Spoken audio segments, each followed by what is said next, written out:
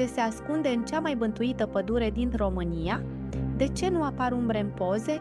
Ce forță necunoscută apleacă trunchiurile copacilor spre pământ? Pădurea Hoia Baciu acoperă coasta unui deal, aflat la doar câțiva kilometri de orașul Cluj. Privită de la distanță, pare o pădure obișnuită, fără nimic spectaculos. Abia după ce pătrunzi adânc în interiorul ei, începi să simți un fior ciudat, produs poate de tăcerea apăsătoare ce te înconjoară. Dar ceea ce ți atrage în mod deosebit atenția este forma ciudată a multora dintre copacii de acolo. Cei mai ciudați dintre acești copaci chinuiți sunt cei care, în loc să se înalțe vertical, și-au întors vârful către sol, luând o formă semicirculară, dictată parcă de conturul unui câmp de forță necunoscut.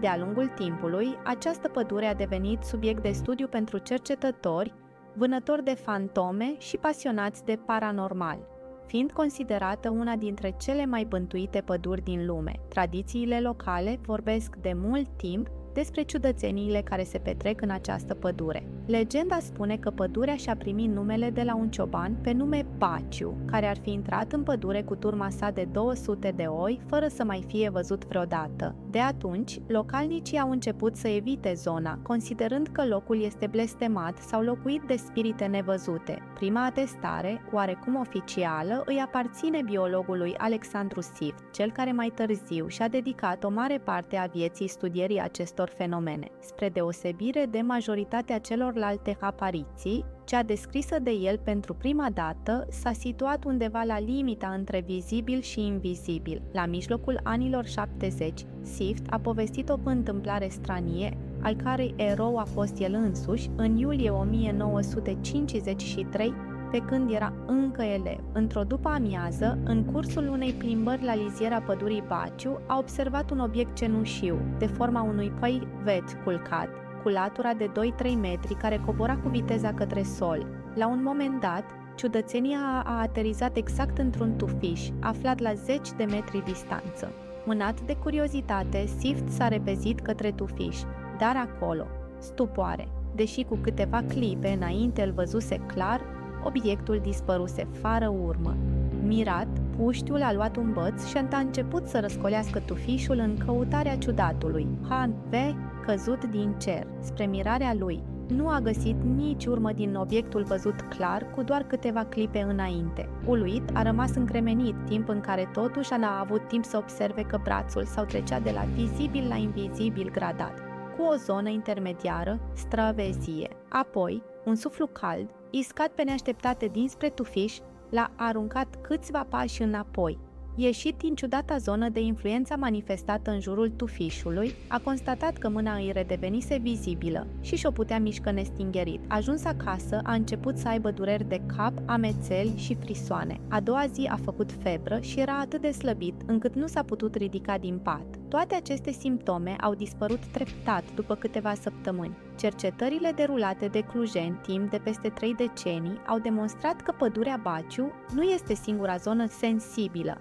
Fenomenul OZN-urilor invizibile a mai fost detectat și în pădurea Făget, la grădina botanică și lângă cimitirul central din Cluj. În interiorul pădurii Baciu există câteva zone pe care cercetătorii clujeni le consideră deosebit de active. Una dintre acestea este așa zisa Poiană Rotundă, un luminiș de formă circulară aflat aproape în centrul pădurii. În afara acestor puncte intens circulate, s-au mai făcut înregistrări fotografice cu OZN-uri invizibile în alte câteva luminișuri din pădure, dar și în interiorul ei, printre copaci.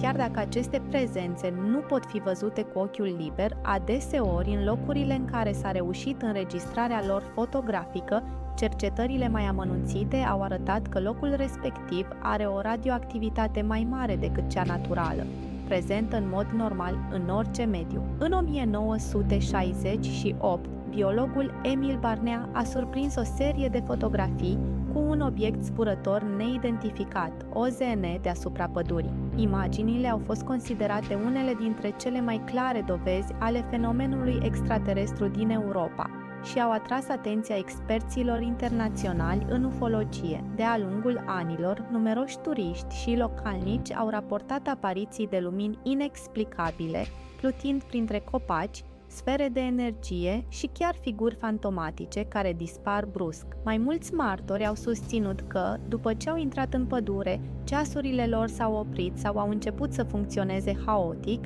iar unii au povestit că au avut senzația că timpul a trecut mai repede sau mai lent decât în mod normal. Cele mai multe dintre OZS-urile invizibile detectate în pădurea Baciu apar doar pe fotografii sub forma unor globuri care iradiază o luminiscență lăptoasă.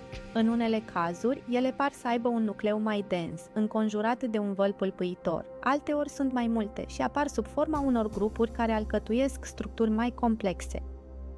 Chiar și atunci când pot fi văzute pentru un timp scurt, par să se ivească din neant și devin brusc invizibile, lăsând în urma lor un nor rarefiat care dispare și el în scurt timp. Cercetările desfășurate de-a lungul timpului au arătat că aparițiile nu au nicio preferință pentru un anumit anotimp sau pentru anumite condiții meteorologice. La fel de ciudate sunt și alte câteva fotografii făcute în diverse locuri din pădure. În câteva dintre acestea, făcute pe 23 mai 1977, apare cercetătorul Dan Coman, pozat în carne și oase.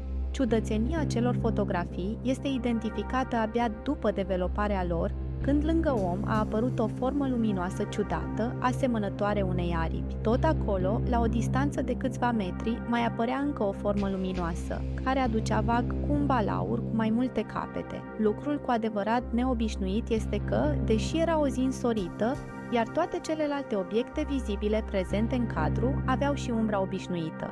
Din cadru lipsea cu desăvârșire doar umbra cercetătorului. Printre cele mai ciudate fotografii făcute în acea zonă este și una în care, ascuns prin iarba, apare clar capul desprins de corp al unuia dintre cercetători. Lucrul este cu atât mai ciudat cu cât acesta se află și el în zonă, dar la o distanță de câteva sute de metri, ascuns în spatele unei denivelări de teren. Datorită reputației sale de loc bântuit, pădurea a fost inclusă în numeroase documentare despre paranormal, iar echipe de investigatori ai fenomenelor inexplicabile au încercat să înregistreze activitate supranaturală. Pădurea a fost vizitată de echipe de vânători de fantome internaționali, inclusiv de cei din Ghost Adventure și Destination Truth, care au captat imagini și sunete ciudate, greu de explicat.